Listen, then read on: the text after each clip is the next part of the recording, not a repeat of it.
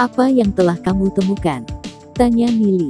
Saya memang membuat penemuan besar dalam perjalanan ini.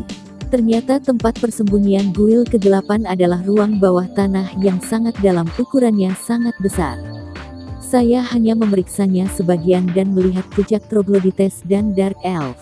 Saya tidak berani pergi terlalu dalam dan kembali, kata pendiri leluhur Yeyan, matanya menatap dalam. Dia tidak pernah mengira akan ada dunia bawah seperti itu di dalam pegunungan ancestral. Sebuah ruang bawah tanah, Troglodytes dan Dark Elf. Nili dengan ringan mengerutkan kening alisnya. Troglodytes adalah makhluk humanoid. Karena tinggal di bawah tanah begitu lama, mereka buta total dan membuat mata mereka tidak berguna. Mirip dengan manusia, mereka memiliki bahasa unik yang mereka gunakan, yang Nili ketahui. Adapun para Dark Elf, mereka adalah makhluk humanoid yang berspesialisasi dalam berbagai sihir gelap dan selalu bersembunyi di kegelapan. Mereka adalah natural assassin. Nili awalnya mengira kuil kegelapan akan tersembunyi di beberapa lembah di antara pegunungan. Dia tidak pernah berpikir bahwa mereka akan disembunyikan di dunia bawah tanah yang luas. Nili dipenuhi dengan rasa ingin tahu terhadap dunia bawah tanah ini. Pertama, mari kita selesaikan dengan keluarga suci dan cabang kuil kegelapan sebelum pergi melihatnya. Nili berpikir dalam hati pada dirinya sendiri. Nili bertanya-tanya orang macam apa Raja Iblis yang memiliki kendali kuil kegelapan. Dia mengerti bahwa dia harus melawan Raja Iblis misterius suatu hari nanti. Hanya dengan menemukan Raja Iblis dan membunuhnya, dia akan mampu menghancurkan seluruh kuil kegelapan. Kembali ke halaman Yeziun, Nili dan Yeziun mulai berlatih, diam-diam menunggu kedatangan pertempuran besar yang akan terjadi 3 hari kemudian. Mereka sesekali mengunjungi Yezong. Setelah mengkonsumsi beberapa jenis obat mujarab, tubuh Yezong dapat dengan cepat pulih kembali ke puncak kekuatannya, namun, Yezong tidak menunjukkan dirinya kepada publik. Mereka secara terbuka menyatakan bahwa Yezong jatuh sakit dan tidak menerima pengunjung. Keluarga suci. Shen Xiu mengangkat kepalanya dan menatap Shen Hong. Ada semacam kegembiraan yang tidak bisa disembunyikan di matanya. Kakak Ye Han telah mengirimkan beberapa berita, Yezong telah diracuni oleh herbal lidah drakonik dan pasti akan mati. Apa kamu yakin Ye Han tidak berbohong? Apakah dia mata-mata yang dikirim Yezong? Shen Hong berjalan maju mundur beberapa langkah dengan alisnya mengerutkan kening. Yezong telah diracuni dan akan mati begitu saja. Dia entah bagaimana merasa bahwa Yezong tidak akan mati begitu saja.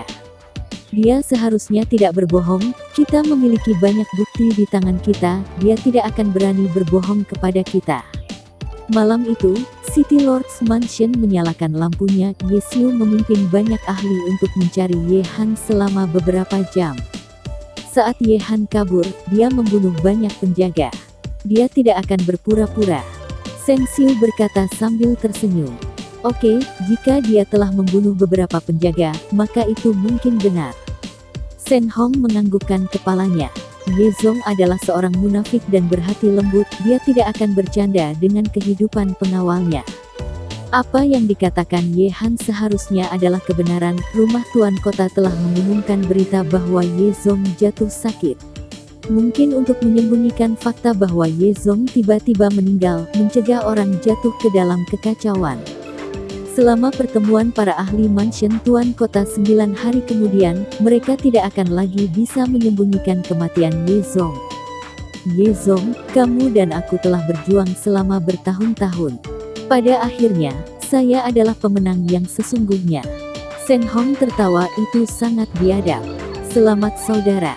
Shen Xiu tidak bisa menahan senyum menawan dan bertanya, pertemuan 9 hari kemudian apakah kita masih berpartisipasi? Benar, kami pasti harus berpartisipasi. Momen yang begitu indah, bagaimana kita bisa absen? Kata Shen Hong, tertawa dingin.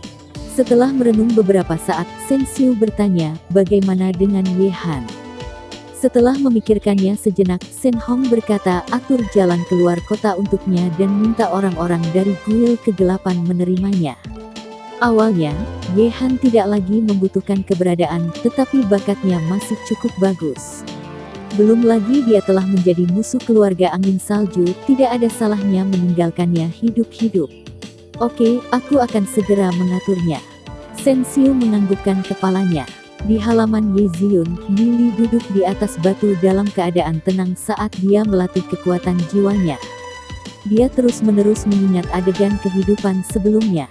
Dalam kehidupan sebelumnya, dia takut ini dan itu, bersembunyi di semua tempat. Meskipun dia telah berkultivasi ke alam tertinggi, hidupnya banyak kegagalan. Kerabat dan teman-temannya semuanya tewas. Ketika dia mendapatkan hasil yang bagus dari pelatihannya, musuh-musuhnya tidak bisa ditemukan. Ketika dia ingin menjalani kehidupan yang damai, dia menyadari bahwa dia sendirian, dikelilingi oleh kehampaan. Dalam pertempuran terakhir dengan Kaisar Sage, Lily menyaksikan banyak orang dibantai dan tidak berdaya untuk menghentikannya. Akhirnya dia mati. Meskipun dia tidak pasrah, itu juga melegakan. Sampai kematiannya, dia tidak bisa memahami tujuan hidupnya. Ketika dia bangun, dia menyadari bahwa dia telah dibawa kembali ke dunia ini oleh buku roh iblis duniawi. Lily tidak akan memiliki kehidupan ini seperti kehidupan sebelumnya, dia akan berhati-hati tentang segala hal. Dia berlatih teknik budidaya, dewa surgawi untuk menyerang ke depan, sampai dia mencapai puncak cara bela diri. Lily terus menyerap esensi dari kristal darah, dengan cepat mencapai puncak peringkat gold bintang 2, terus maju menuju peringkat gold bintang 3. Kristal darah adalah sesuatu yang bahkan langka bagi ahli peringkat legenda. Seorang ahli peringkat gold biasa tidak akan berani menggunakan begitu banyak dari mereka sekaligus, karena mereka tidak dapat memperbaiki begitu banyak dengan cepat. Namun, Lily tidak perlu khawatir. Volume kekuatan jiwa yang tinggi mengalir ke alam jiwanya, terus-menerus memelihara pokok anggur di dalamnya, membuatnya lebih tebal dan lebih padat. Pada saat yang sama, ia juga mengasuh roh iblis bayangan iblis dan panda bertaring, menyebabkan roh iblis bayangan iblis dan panda bertaring mengalami transformasi yang intens.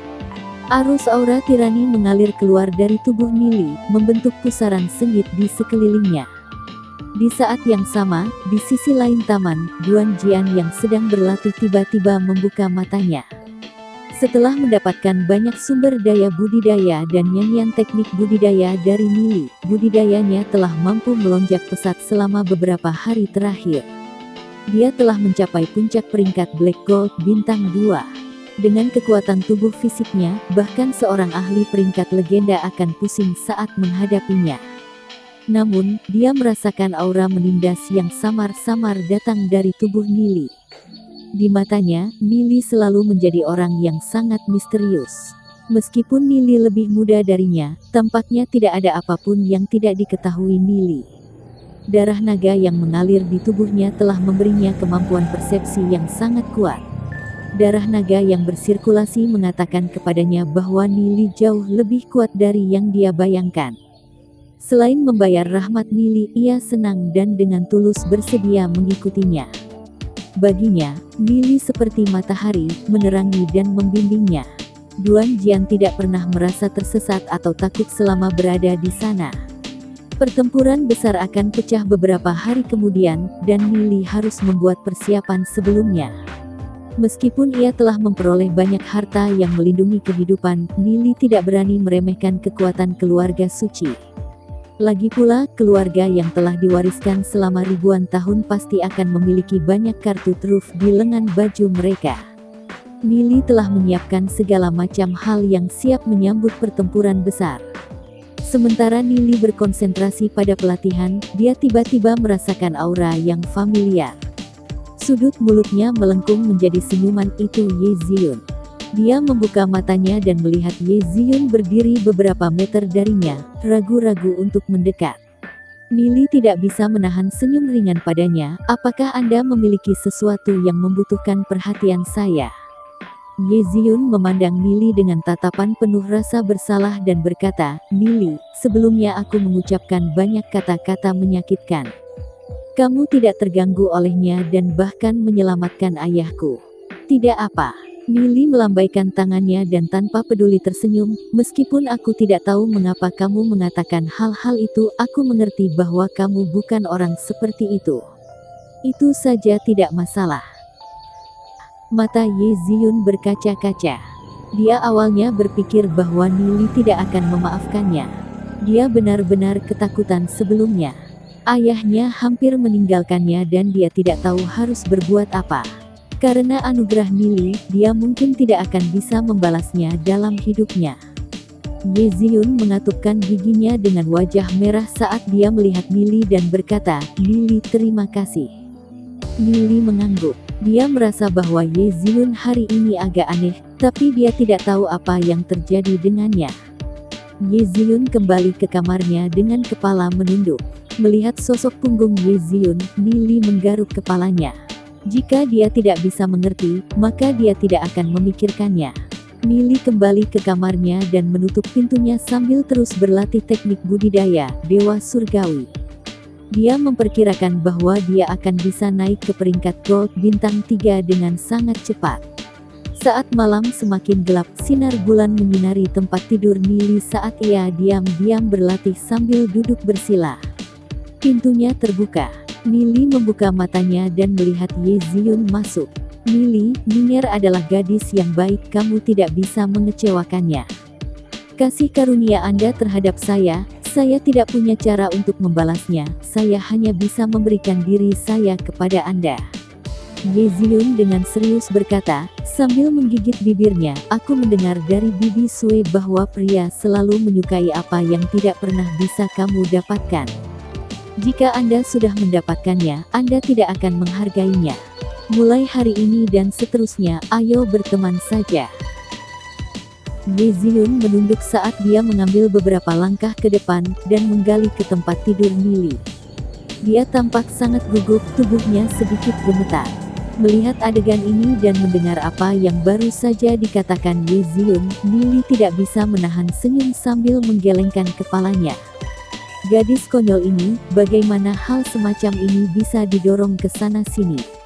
Adapun pandangan tentang tidak dapat menghargai sesuatu setelah mendapatkannya, itu semua karena Bibi Sui jatuh cinta dengan ayah Ye Ziyun, tetapi tidak dapat mengambil langkah maju. Ye Ziyun meringkuk di tempat tidur. Dia berpikir bahwa Nili akan masuk juga, menyebabkan hatinya menjadi seperti kelinci kecil, berdebar keras di rusuknya. Meskipun dia adalah anak dari keluarga bangsawan, memiliki pengetahuan tentang pria dan wanita itu penting, mengalaminya dengan tubuhnya masih agak berbeda.